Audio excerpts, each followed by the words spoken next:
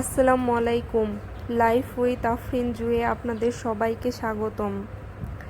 আশা করি আপনারা সবাই ভালো আছেন। আজকেও চলে আসলাম আপনাদের মাঝে আরও একটি নতুন ভিডিও নিয়ে।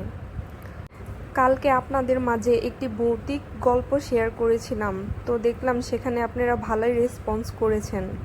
তো ভাবলাম যে আজকেও একটা গল্প আপনাদের শোনানো যাক। গল্পের প্রধান চরিত্র রমিজ।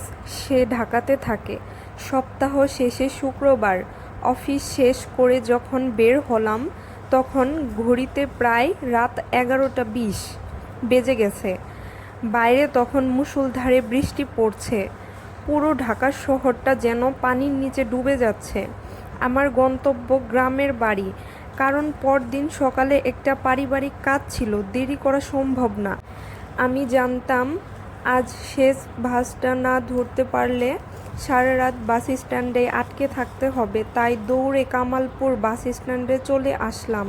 ঠিক রাত 11:45 আমি শেষ বাসে উঠলাম। বাসটা পুরনো, সিটগুলো ছেঁড়া, জানালার কাছে বৃষ্টির ফোঁটা জমে আছে। ভেতরে বেশি যাত্রী নেই, আমি সহ মোট 8 জন। আমি জানালার পাশে একটা সিটে বসলাম। বাস ছাড়ল।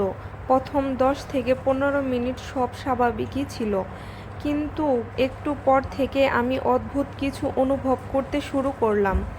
বাসের ভেতরের বাতাসটা ধীরে ধীরে ঠান্ডা হয়ে যাচ্ছে, যেন এসি নয়, কোনো হিম শীতল বাতাসের ভেতরে ঢুকেছে।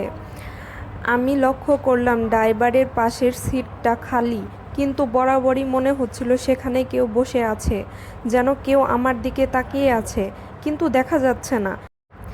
একজন যাত্রী হঠাৎ কাশলো, আর তখন থেকেই আমি খেয়াল করলাম বাসের ভেতরে সবাই অস্বাভাবিকভাবে চুপচাপ। কেউ কারো দিকে তাকাচ্ছে না, যেন সবাই নিজের ভেতরে হারিয়ে যাচ্ছে। বাস হাইওয়েতে ওঠার কিছুক্ষণ পর হঠাৎ জোরে ব্রেক করে। আমি জানালার বাইরে তাকালাম, দেখলাম কোনো স্টপ নেই, কোনো মানুষ নেই, শুধু বৃষ্টি আর অন্ধকার রাস্তা। তবুও দরজা নিজে নিজেই খুলে গেল। বাহিরে বৃষ্টির মধ্যে একটা ছায়া দাঁড়িয়ে ছিল, একটা ভেজা শাড়ি পরা মহিলা, তার মুখ চুলে ঢাকা। ড্রাইভার একবার প্রশ্নও করল না, সে শুধু বলল, উঠেন। মহিলা ধীরে ধীরে বাসে উঠল। তার পা থেকে পানি পড়ছে। সে কোনো কথা বলল না, সোজা পেছনের সিটে গিয়ে বসল। তার বসার পর থেকেই বাসে আরও আলো কমে গেল। একজন যাত্রী ফিসফিসিয়ে বলল, এই রাস্তায় তো কোনো স্টপ নাই। আমি তার দিকে তাকালাম, কিন্তু সে চোখটা নামিয়ে নিল। আমি বুঝতেই পারলাম যে এখানে ভুল কিছু হচ্ছে। বাস চলতে থাকলো। বাহিরে বৃষ্টি আরও বাড়ল।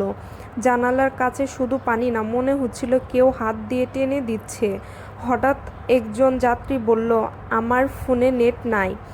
আর ঠিক তখনই আমার ফোন বন্ধ হয়ে গেল। কোনো সিগন্যাল নেই, কোনো সময় নেই, শুধু একটা অস্বস্তিকর নীরবতা। হঠাৎ বাস থেমে গেল। এবার আমি খেয়াল করলাম আমরা শহরে নেই, আমরা একটা নদীর ঘাটে এসে দাঁড়িয়েছি। এখান থেকে নৌকায় পার হতে হবে। আমি অবাক হয়ে ভাবলাম, আমরা এত দ্রুত এখানে কিভাবে পৌঁছালাম? বৃষ্টি এখনো থামেনি। নদীর পানি কালো, যেন তেলের মতো ঘন। আমরা সবাই নৌকায় উঠলাম। নৌকার মাঝি কথা বলে না, চোখ নিচে। নৌকা ধীরে ধীরে চলতে শুরু করলো। চারপাশে শুধু পানির শব্দ। আমি হঠাৎ খেয়াল করলাম বাসের সেই ভেজা শাড়ি পরা মহিলা এখন নৌকার মাঝখানে বসে আছে, কিন্তু আমি নিশ্চিত ছিলাম সে আমার পাশে ছিল না কিছুক্ষণ আগেও।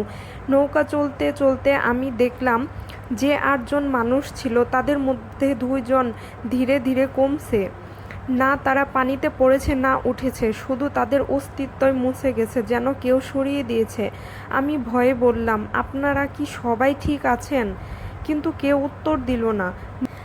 নৌকা নদীর মাঝখানে পৌঁছাতেই হঠাৎ সব থেমে গেল। বৃষ্টি বন্ধ, বাতাস বন্ধ, পানিও স্থির। পুরো জায়গাটা যেন ফ্রিজ হয়ে গেছে। তখন ওই মহিলা ধীরে ধীরে মাথা তুলল। এবার তার মুখ পুরোপুরি দেখা গেল, ফ্যাকাশে ভেজা, চোখ দুটো কালো গর্তের মতো। সে আমার দিকে তাকিয়ে বলল, আমি এখনো অনেক বছর ধরে এখানেই আটকে আছি। আমি কিছু বলতে পারলাম না, শরীর অবশ হয়ে আসছিল। হঠাৎ আমি পেছনে তাকালাম, বাসটা কোথাও নেই, শুধু পানির উপর একটা ভাঙা ছায়া ভাসছে। মাঝি নেই, অন্য যাত্রীরাও নেই, শুধু আমি আর সেই মহিলা। সে আবার বলল, যে বাসে তুমি উঠেছিলে সেটা 7 বছর আগেই এই নদীতে ডুবে গিয়েছিল। আমি থমকে গেলাম, মাথায় সব ঘুরে গেল। আমি কি তাহলে এতক্ষণ বেঁচে ছিলাম, নাকি শুধু স্মৃতির ভেতরেই ছিলাম? হঠাৎ নৌকা থেমে গেল। আমি দৌড়ে নামলাম, পেছনে তাকালাম, নৌকা নেই, মানুষ নেই, শুধু নদীর ধারে একটা পুরনো লোহার সাইনবোর্ড। সাইনবোর্ডে লেখা, ডুবন্ত বাস দুর্ঘটনা এলাকা।